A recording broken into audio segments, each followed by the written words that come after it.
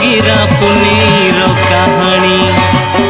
पुण्य मास माघ मास पूर्णिमा दिन सबुठी अग्नि उत्सव हुए पालन पारंपरिक भित्तिरे हुई एहा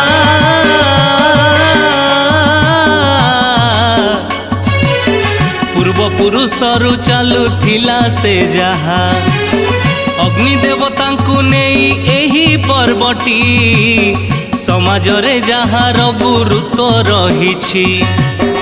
आम एई भारतीय परंपरा रे अग्नि को देवता भावी थांती मनरे हाँ,